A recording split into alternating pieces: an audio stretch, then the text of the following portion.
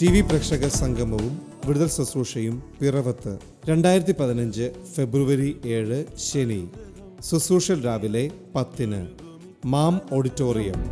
കവിഞ്ഞൊഴുകുമി അനുഗ്രഹം, നിറഞ്ഞൊഴുകുമി അനുഗ്രഹം, എൻ പാപവും ശാപവും ഒഴുകി ദൂരയാ, ഞാൻ സൗഖ്യമാ നീതിയാ ദൈവ പൈതലാ, യേശുവിൻ സ്വന്തമായി തീർന്നു ഞാൻ. എന്നെന്നും കവിഞ്ഞൊഴുകുമി അനുഗ്രഹം, നിറഞ്ഞൊഴുകുമി അനുഗ്രഹം.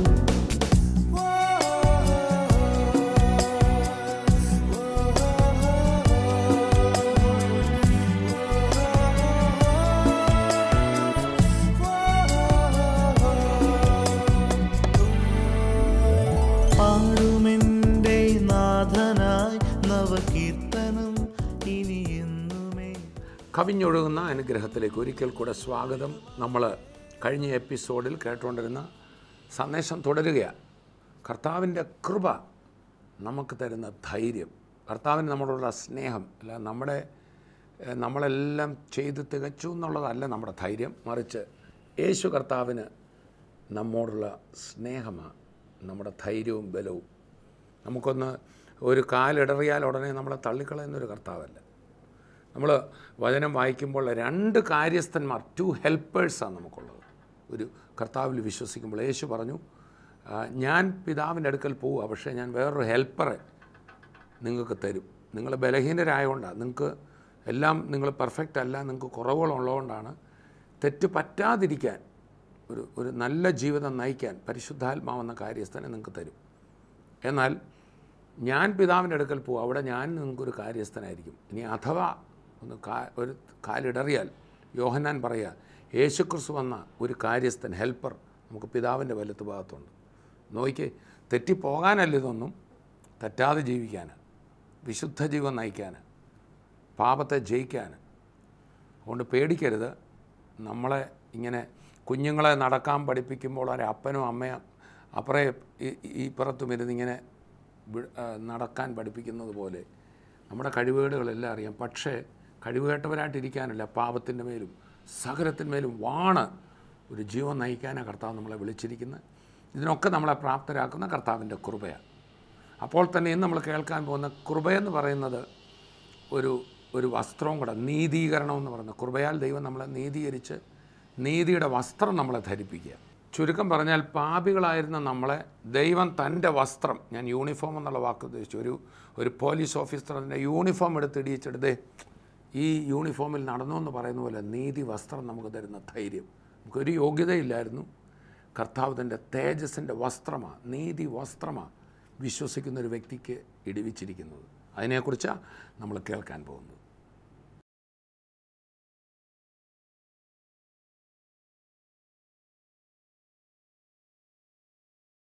യേശുവിനെ നോക്കിക്കൊണ്ട് ഇങ്ങനെ പറഞ്ഞു, ഇതാ ലോകത്തിന്റെ പാപത്തെ, യഹൂദന്റെ പാപത്തെ എന്നല്ല. ഇത് പറഞ്ഞ യോഹന്നാൻ സ്നാപകന്റെ അപ്പൻ യഹൂദന്റെ പാപത്തിന് വേണ്ടി ആടുകളെയും കാളകളെയും യാഗം കഴിക്കുന്ന പുരോഹിതനായിരുന്നു. യഹൂദന്മാരുടെ ആലയത്തിൽ യാഗം കഴിച്ചുകൊണ്ട് അപ്പൻ നിൽക്കുമ്പോൾ മകൻ വിളിച്ചു പറയുക, എൻ്റെ അപ്പൻ കഴിച്ച യാഗമല്ല, ഈ വരുന്ന വ്യക്തി ഉണ്ടല്ലോ, ഈ സ്നാനപ്പെടാൻ വരുന്ന വ്യക്തി ഉണ്ടല്ലോ, ഈ യേശു എന്ന് പറയുന്ന വ്യക്തി ഉണ്ടല്ലോ, അത് മറിയയുടെ മകനല്ല, അത് യോസഫിന്റെ മകനല്ല, ഇവൻ യഹൂദനല്ല, ഇവൻ കേവലം അബ്രഹാമിന്റെ മകനല്ല, ഇവൻ അബ്രഹാമിനെ സൃഷ്ടിച്ചവന്, മാനവജാതിക്ക് ജീവൻ കൊടുത്ത ദൈവം തമ്പുരാൻ തന്നെയാ. ഞാൻ മനസ്സിലാക്കിയ പോലെ പല വേദങ്ങളും പറയുന്ന ദൈവത്തിന് മാത്രമേ മനുഷ്യന്റെ പാപത്തിന് പരിഹാരം കൊടുക്കാൻ ഒക്കത്തുള്ളൂ. ദൈവം തന്നെ യജ്ഞമായി തീരുകയാണ്. ആമേൻ. അങ്ങനെ ഒരു ഐഡിയ പല വേദഗ്രന്ഥങ്ങളിലും ഉണ്ടെന്ന് ഞാൻ പറഞ്ഞു കേട്ടിട്ടുണ്ട്. എനിക്ക് വലിയ വിവരം അതിനെക്കുറിച്ചില്ല. മനുഷ്യന്റെ ഒരു യാഗത്തിനും മനുഷ്യന്റെ ഒരു ബലിക്കും മനുഷ്യന്റെ പാപം പോക്കാൻ കഴിയാതിരിക്കുമ്പോൾ ദൈവം തന്നെ മനുഷ്യന് വേണ്ടി യജ്ഞമായി തീരുന്ന, ദൈവം തന്നെ ബലിയാടായി തീരുന്ന ഒരു പദ്ധതി. യെശയ്യാ പ്രവാചകൻ ക്രിസ്തുവിന്റെ ജനനത്തിന് 700 വർഷം മുമ്പ് പ്രവചനാത്മാവിൽ ആ നടക്കാൻ പോകുന്ന സംഭവത്തെ നോക്കിക്കൊണ്ട് ഇങ്ങനെയാണ് പറഞ്ഞത്. യെശയ്യാ പ്രവചനം 53-ാം അധ്യായത്തിൽ അവൻ രോമം കത്രിക്കുന്നവരുടെ മുമ്പിൽ മിണ്ടാതെ നിൽക്കുന്ന ആടിനെ പോലെ നിന്നു. യഹോവയാം ദൈവം നമ്മുടെ എല്ലാവരുടെയും അകൃത്യം അവന്റെ മേൽ ചുമത്തി. അവൻ നമ്മുടെ അകൃത്യങ്ങൾ നിമിത്തം തകർന്നും നമ്മുടെ പാപങ്ങൾ നിമിത്തം മുറിവേറ്റും ഇരിക്കുന്നു. നമ്മുടെ സമാധാനത്തിനായുള്ള ശിക്ഷ അവന്റെ മേൽ ആയി. അവന്റെ അടിപ്പിണരുകളാൽ നമുക്ക് സൗഖ്യം ലഭിച്ചിരിക്കുന്നു. ഇന്ന് ഞാൻ പറയാം, ഇത് ഗ്രഹിക്കണം. രോഗം നമ്മൾ ചുമക്കരുത്, പാപത്തിൽ ജീവിക്കരുത്, പാപം നമ്മളെ വാഴരുത്, ഇനിയും കൺമോഹം നമ്മളെ വാഴരുത്. പാപത്തിൻ്റെ ശക്തി പോയി. പാപത്തിന് ശക്തിയുണ്ട്, പക്ഷെ കൃപ കിട്ടിയ ഒരു വിശ്വാസിയിൽ പാപം ഇനി വാഴത്തില്ല. നീ പാപത്തെ വാഴും, നീ പാപത്തെ വാഴും. വിശ്വാസിക്കും ഇപ്പോഴും കൺമോഹം വരുന്നുണ്ട്, വിശ്വാസിക്കും ഇപ്പോഴും അരിശം വരുന്നുണ്ട്, വിശ്വാസിക്കും ഇപ്പോഴും തെറ്റ് ചെയ്താൽ കൊള്ളാമെന്ന് തോന്നുന്നുണ്ട്. പക്ഷേ നീ മറക്കരുത്, നിന്റെ അകത്ത് കൃപയുള്ളത് കൊണ്ട്, വാഴുന്നൊരു ശക്തി വന്നതുകൊണ്ട്. ഇതുവരെ പാപം നിന്നെ ഇടത്താനെ വലത്താനെ ചാടുരാമെന്ന് പറഞ്ഞ് നിന്നെ കൊണ്ട് തെറ്റ് ചെയ്യിച്ചെങ്കിൽ ഇനി മുതൽ പാപം പറയുന്നത് നീ ചെയ്യത്തില്ല, നീ അതിനെ വരുതിയിലാക്കും. അത് നിന്റെ കഴിവുകൊണ്ടല്ല, അവന്റെ കൃപയാൽ, പരിശുദ്ധാത്മാവിനാൽ. ഇതാണ് പൗലോസ് ശ്ലീഹ പറയുന്ന വാഴ്ച. ഉറക്കെ പറഞ്ഞേ, വാഴ്ച. ഉറക്കെ പറഞ്ഞാട്ടെ, വാഴുന്ന ജീവിതം. രോഗം നിന്നെ വാഴത്തില്ല. രോഗം പറഞ്ഞ് നീ അവിടെ അടങ്ങി കിടക്കരുത്, തകർന്ന് കിടക്കരുത്, നടു തിരുമ്മിക്കൊണ്ട് കിടക്കരുത്. ഞാൻ തീർന്നു, ഈ രോഗം എന്നെ തകർക്കുമോ എന്ന് പറയരുത്. ഇല്ല, അവൻ്റെ അടിപ്പിണരുകളാൽ എനിക്ക് സൗഖ്യം വന്നിരിക്കുന്നു. അവൻ ശാപമായതുകൊണ്ട് ഞാൻ അനുഗ്രഹിക്കപ്പെട്ടിരിക്കുന്നു. എൻ്റെ പാപം പോയിരിക്കുന്നു. പാപത്തിന് ഇനി എൻ്റെ മേൽ ശക്തിയില്ല. പാപം ചെയ്യാനുള്ള പ്രേരണ എനിക്ക് വരുന്നുണ്ടായിരിക്കാം, രോഗത്തിൻ്റെ സ്വാധീനം വരുന്നുണ്ടായിരിക്കാം, ക്ഷീണം എൻ്റെ ശരീരത്തിൽ വരുന്നുണ്ടായിരിക്കാം. എന്നാൽ ക്രൂശിൽ നിന്ന് ഞാൻ ശക്തി പ്രാപിക്കുക, അഭിഷേകത്തിന്റെ ശക്തി പ്രാപിക്കുക, കൃപയാൽ ഞാൻ ശക്തിപ്പെടുക. ചേർന്ന് കർത്താവിനെ സ്തുതിക്കാം. എല്ലാവരും ഒന്ന് പറഞ്ഞ, കൃപയാണ് എൻ്റെ ശക്തി. അവർക്ക് പറ, കൃപയാണ് എൻ്റെ ശക്തി. ആമേൻ.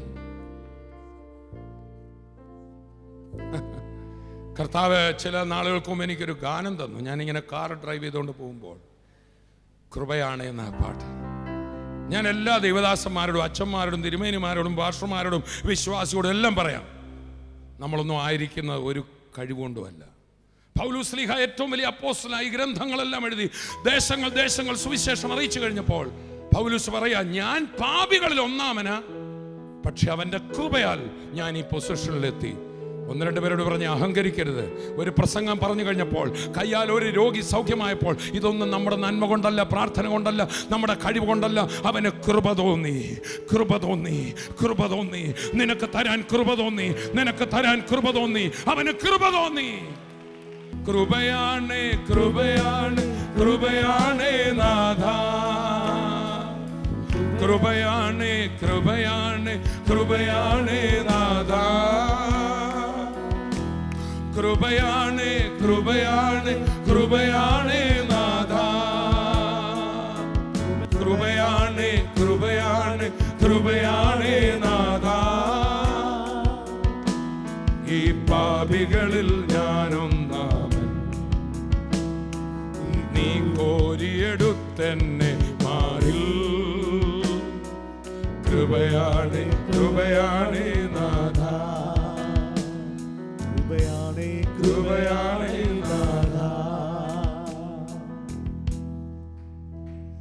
1 കൊരിന്ത്യർ 15:10 പറയണം, ഞാൻ ആയിരിക്കുന്നത് കൃപയാലാവും. ഒന്ന് പറഞ്ഞേ, ഒന്നും അഹങ്കരിക്കാൻ എനിക്കില്ല. ഞാൻ ആദ്യം നിങ്ങളോട് പറഞ്ഞില്ലേ, തോമസ് ഊട്ടി പറയണ നല്ലതേ വരത്തുള്ളൂ, നിങ്ങളുടെ കാര്യം എനിക്കറിയത്തില്ല. ഇപ്പം പിടികിട്ടിയോ എൻ്റെ ഉറപ്പെന്നാ? എനിക്കൊരു കുറ്റമില്ലാത്തതുകൊണ്ടല്ല, ഞാൻ എല്ലാം തികഞ്ഞവനായതുകൊണ്ടല്ല.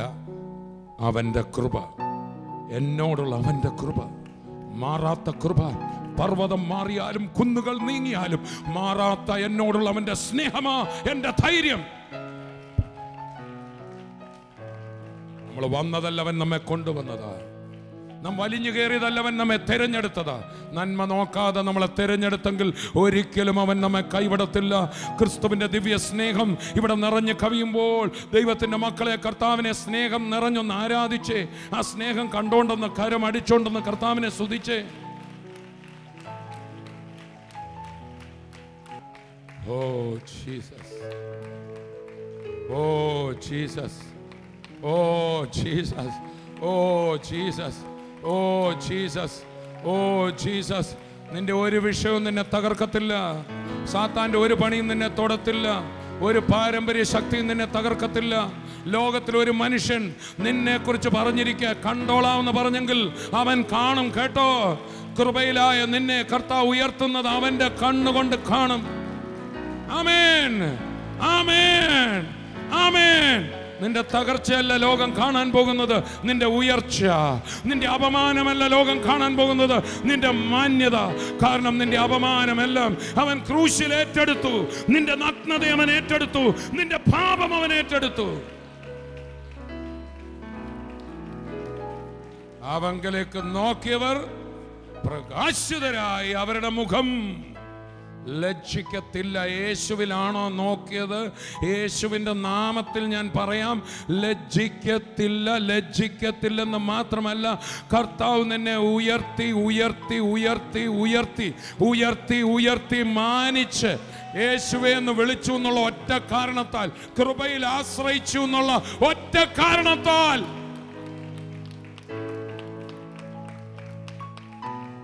നീ അവനെ നേർച്ച കൊടുത്തിട്ടല്ല, വഴിപാട് കൊടുത്തിട്ടില്ല, യെരൂശലേമിലേക്ക് തീർത്ഥാടനം ചെയ്തിട്ടല്ല, പള്ളിക്ക് ദാനം കൊടുത്തിട്ടില്ല, പള്ളി വെച്ചിട്ടുമല്ല. നിന്നെ എല്ലാവരും കല്ലെറിയാൻ നിന്നപ്പോൾ ആ മുഖത്തേക്ക് നോക്കി എന്നുള്ള ഒറ്റ കാരണത്താൽ അവൾ പള്ളി വെച്ചു കൊടുത്തില്ല, അവൾ സ്വോത്രകാഴ്ച ഇട്ടില്ല, അവൾ TV പ്രോഗ്രാം സ്പോൺസർ ചെയ്തില്ല, അവൾ ഒന്നും ചെയ്തില്ല. അവൻ്റെ മുഖത്തേക്ക് നോക്കിയപ്പോൾ കൃപയുടെ സമൃദ്ധി അവളിലേക്ക് പകർന്നുകൊണ്ട് ആരുടെയും കല്ലേക്കാതെ തന്നെ മറച്ചു പിടിച്ച ദൈവനീതി ഇന്ന് പകൽക്കാലം എൻ്റെ മേലും നിന്റെ മേലും ഉണ്ട്. പുതുതായിട്ട് വരികല്ല, ഉണ്ട്. വിശ്വസിച്ചപ്പോൾ തന്നെ ഉണ്ട്. രക്ഷിക്കപ്പെട്ട അന്ന് തന്നെ ഉണ്ട്. ലോകത്തിലുള്ള സകലർക്കും ഇത് ലഭ്യമാണെങ്കിലും സ്വീകരിച്ചാലേ എൻ്റെതായി തീരത്തുള്ളൂ. ചേർന്ന് കർത്താവിനെ സ്തുതിക്കാം. അതുകൊണ്ടാണ് തീത്തോസിന്റെ ലേഖനത്തിൽ നമ്മൾ വായിക്കുന്നു, സകല മനുഷ്യർക്കും രക്ഷാകരമായ ദൈവകൃപ ഉദിച്ചു നിൽക്കുക. സൂര്യന് വേണ്ടി വഴക്കുണ്ടാക്കേണ്ടെന്ന് അടുത്തിരിക്കുന്ന ആള് പറഞ്ഞാട്ടെ. സ്വത്രം. സൂര്യൻ്റെ വെട്ടം വീഴുന്ന ഇവിടുത്തെ 5 സെൻറ്റിനും 2 സെൻറ്റിനും ഒക്കെ നമ്മൾ വഴക്കുണ്ടാക്കുന്നുണ്ട്. പക്ഷേ ഈ സൂര്യൻ വീണില്ലെങ്കിൽ ഈ 5 സെൻറ്റ് ഒന്നിനും കൊള്ളില്ല. പക്ഷെ സൂര്യന് വഴക്കുണ്ടാക്കണ്ട, അങ്ങോട്ടും ഇങ്ങോട്ടും തള്ളുകൂടണ്ട. അതുപോലെ ദൈവകൃപ എല്ലാവർക്കുമുണ്ട്. അത് ഉദിച്ചു നിൽക്കുകയാണ്. ഞാൻ ചെയ്യേണ്ട ഏക കാര്യമൊന്ന് സ്വീകരിച്ചാൽ മതി. Praise the Lord, praise the Lord. ഇന്ന് എന്നെ കേൾക്കുന്ന ആരെങ്കിലും ഈ കൃപ വാസ്തവമായി തിരിച്ചറിഞ്ഞിട്ടില്ലെങ്കിൽ ഇന്ന് പകൽ ഞാൻ ഓർപ്പിക്കട്ടെ, നിങ്ങൾ ആരുമാകട്ടെ, നിങ്ങൾ ചെയ്ത തെറ്റ് എന്തുമാകട്ടെ, നിങ്ങളുടെ ജീവിതം ഏത് തകർച്ചയിലാകട്ടെ, നിങ്ങൾ എത്ര മോശമായിക്കോട്ടെ, കർത്താവിൻ്റെ അടുക്കൽ വന്നിട്ട് വിട്ടു ഓടിയ വ്യക്തി ആയിക്കൊള്ളട്ടെ, പിന്മാറ്റക്കാരനായിക്കൊള്ളട്ടെ, ആ കൃപ വീണ്ടും നിനക്ക് വേണ്ടി ഉദിച്ചു നിൽക്കുക. എൻ്റെ യേശുവേ എന്ന് ഒന്ന് വിളിച്ചാൽ മതി. ഒരു മാനസാന്തരത്തോടെ, പറ്റിപ്പോയി കർത്താവേ, ഐ നീഡ് ദിസ്, എനിക്ക് ആ കൃപ വേണം എന്ന് പറഞ്ഞാൽ കൃപയുടെ ചിറകിൻ്റെ കീഴിൽ അവൻ അങ്ങ് മറയ്ക്കും. ആ നീതീകരണത്തെക്കുറിച്ചാണ് കർത്താവ് വാസ്തവത്തിൽ പറഞ്ഞ്. യഹൂദന് പക്ഷേ കർത്താവ് കൊടുത്ത കൃപ സ്വീകരിക്കാൻ മനസ്സില്ല. അതാ പറഞ്ഞേ, യെരൂശലേമേ യെരൂശലേമേ, കോഴി തൻ്റെ കുഞ്ഞുങ്ങളെ ചിറകടിയിൽ മറയ്ക്കുന്നത്. സ്തോത്രം. ഈ കോഴിക്കുഞ്ഞിൻ്റെ ശക്തി ചിറകടിയ. എല്ലാവരും പറഞ്ഞേ, കോഴിക്കുഞ്ഞിൻ്റെ ശക്തി എന്താ? അത് തന്നെ റോമർ 5:17 അർത്ഥം. കൃപയുടെയും നീതിദാനത്തിൻ്റെയും സമൃദ്ധി ലഭിക്കുന്നവർ ജീവനിൽ വാഴും. ഈ കോഴിക്കുഞ്ഞിനെ പുള്ളു പിടിക്കാൻ, പരുന്ത് പിടിക്കാനൊക്കെ വരുന്നുണ്ട്. പക്ഷേ ഈ അമ്മ ആ ചിറകൊന്ന് ഉയർത്തി കൊടുക്കും, ഒരു ചിറകിൽ മറയ്ക്കും. അതാണ് നമ്മുടെ ധൈര്യം. അതാണ് സങ്കീർത്തനക്കാരൻ പറഞ്ഞ, അത്യുന്നതൻ്റെ മറവിൽ വസിക്കുകയും സർവശക്തന്റെ നിഴലിൻ കീഴിൽ പാർക്കുകയും ചെയ്യുന്നവനെ യഹോവയെക്കുറിച്ച്. സ്വത്രം. അവനാ പറയുന്നത്, ഒരു ബാധയും എൻ്റെ കൂടാരത്തിനടുക്കത്തില്ല. പകൽ സൂര്യനെങ്കിലും രാത്രി ചന്ദ്രനെങ്കിലും എന്നെ തൊടത്തില്ല. ഒരു കൂടോത്രവും മന്ത്രവാദവും എനിക്കെതിരെ ഒന്നും നടക്കത്തില്ല. കാരണം ഞാനൊരു ചിറകടിയില്ല. അതാണ് നീതീകരണം. നീതീകരണം കിട്ടിയാൽ പോരാ, നീതി അറിയണം. എന്താണ്? അതാണ് സമൃദ്ധി ലഭിക്കുന്നവർ എന്ന് പറഞ്ഞാൽ. ദൈവത്തിൻ്റെ കൃപ ഇനിയും കൂട്ടത്തൊന്നുമില്ല, പണ്ടേ ഉണ്ട്. അതിൻ്റെ അറിവിൻ്റെ സമൃദ്ധിയാണ്.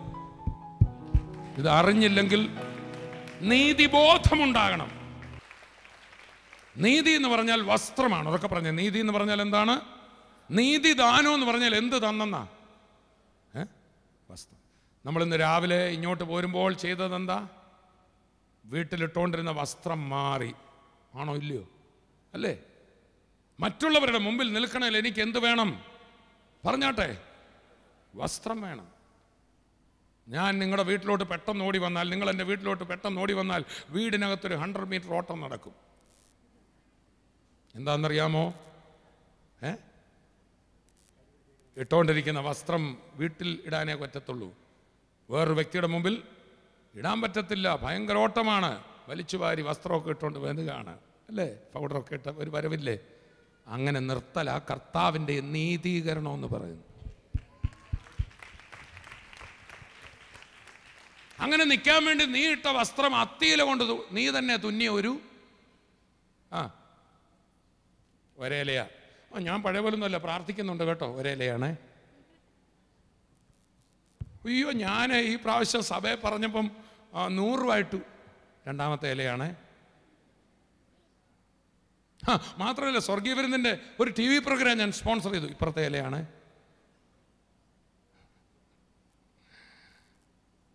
നാൽപ്പത് ദിവസം ഞാൻ പ്രാർത്ഥിച്ച കേട്ടോ. സ്വയം ഇലകൾ വെച്ച് തുന്നാൻ നോക്കുക. പരീശൻ പ്രാർത്ഥിക്കാൻ പോയ പോലെ അല്ലേ, ഒരു പാപി അപ്പുറം എന്ന് പ്രാർത്ഥിക്കുക. പാപി പ്രാർത്ഥിച്ചു, കർത്താവേ എനിക്ക് സ്വർഗത്തിലോട്ട് പോലും നോക്കാൻ മേലേ.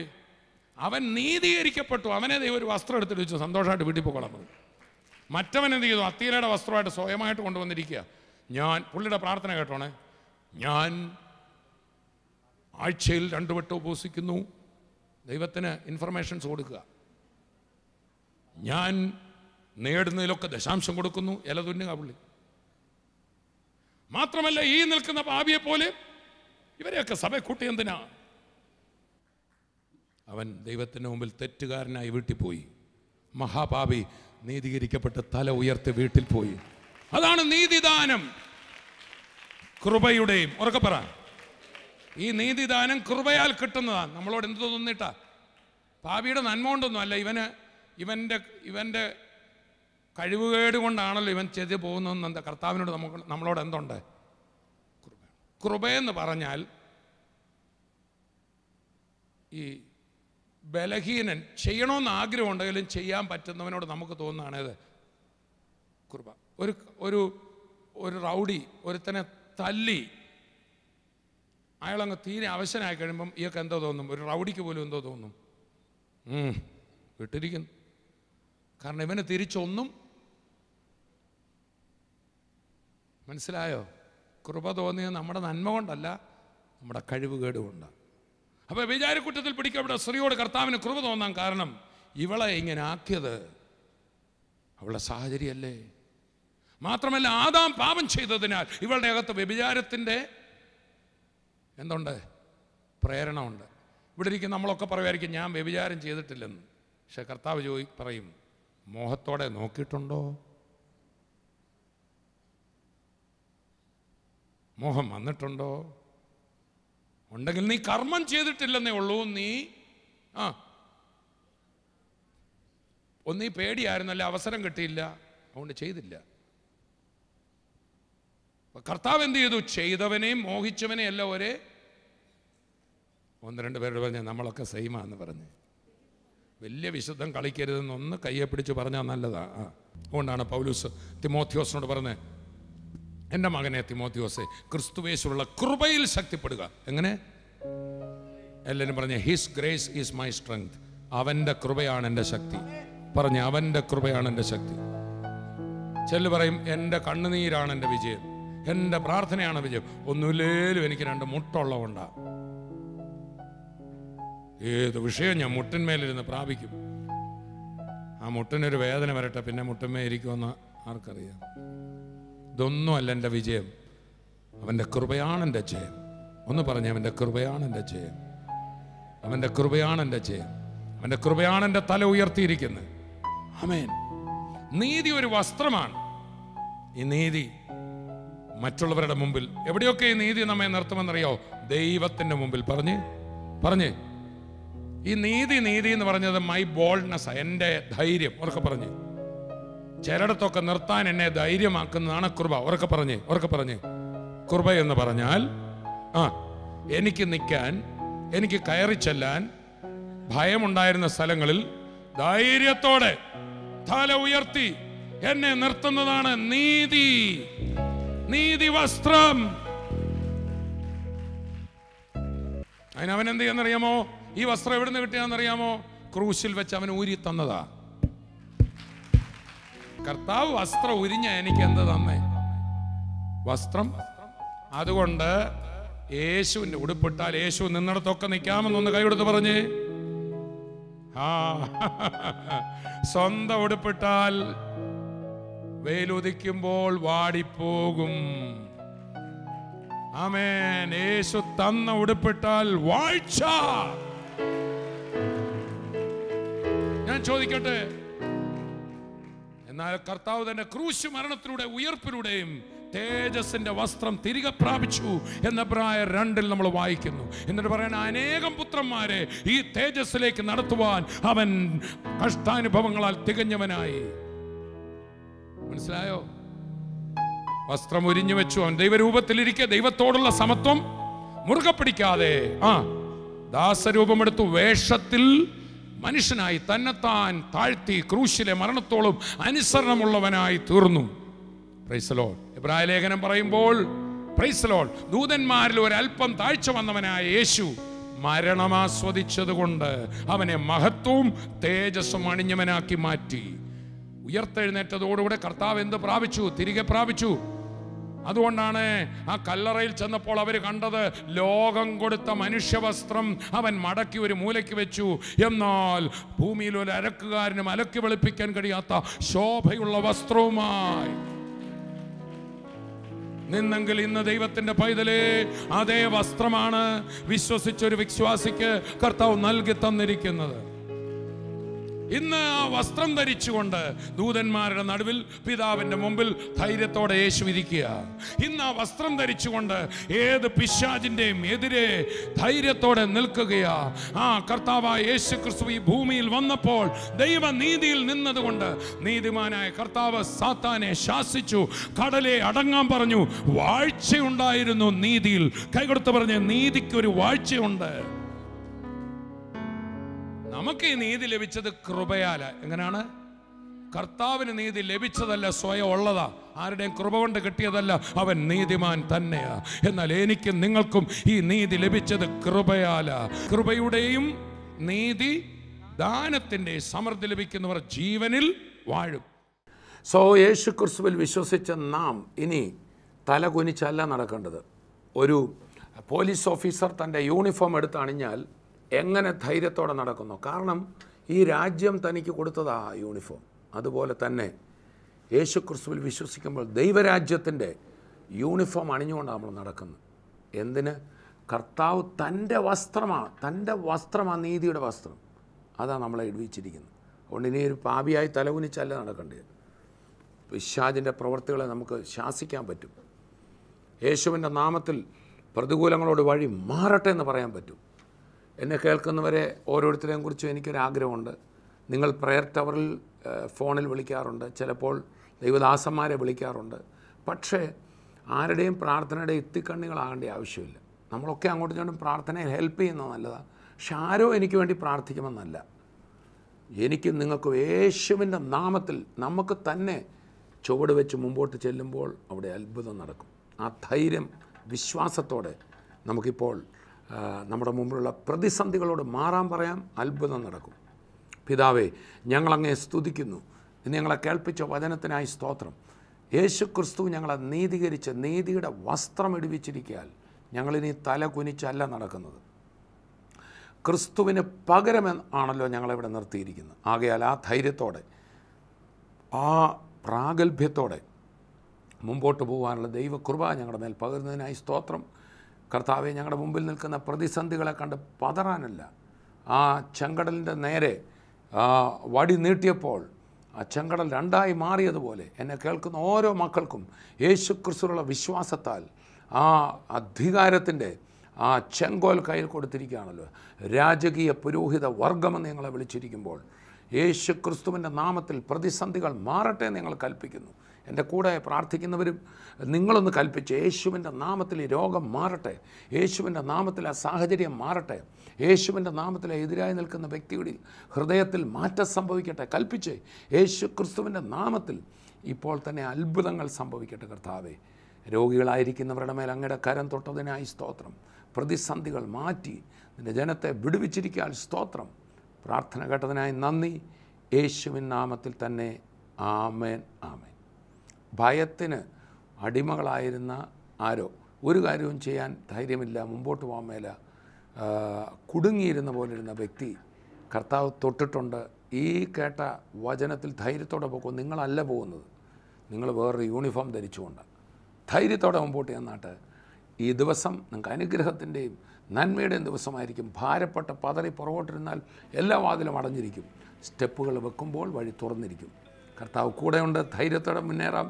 കർത്താവ് നമ്മെ അനുഗ്രഹിക്കട്ടെ. I bless you in Jesus name. TV പ്രേക്ഷക സംഗമവും വിടുതൽ ശുശ്രൂഷയും പിറവത്ത് 2015 ഫെബ്രുവരി 7 ശനി. ശുശ്രൂഷ രാവിലെ 10 മാം ഓഡിറ്റോറിയം. യേശുവിൽ ശാപവിമുക്തി തൃശ്ശൂരിൽ കാസിനോ ഓഡിറ്റോറിയം, ശക്തൻ ബസ് സ്റ്റാൻഡിന് സമീപം. 2015 ഫെബ്രുവരി 12 മുതൽ 15 വരെ. വ്യാഴം, വെള്ളി, ശനി, ഞായർ. ഫെബ്രുവരി 12 വ്യാഴം വൈകിട്ട് 6. ഫെബ്രുവരി 13, 14, 15 ശുശ്രൂഷകൾ രാവിലെ 10 വൈകിട്ട് 6. ആരാധന, വിടുതൽ ശുശ്രൂഷ, വചന പ്രഘോഷണം. തങ്കു ബ്രദറും തോമസ് ഊട്ടി ബ്രദറും ശുശ്രൂഷിക്കുന്നു. സന്തോഷം തന്നോനെ, ആനന്ദം തന്നോനെ, നിന്നെ ഞാൻ വാഴ്ത്തിയിടുന്നേ. സന്തോഷം തന്നോനെ, ആനന്ദം തന്നോനെ, നിന്നെ ഞാൻ വാഴ്ത്തിയിടുന്നേ. യേശുവേ, യേശുവേ, യേശുവേ, യേശുവേ, യേശുവേ.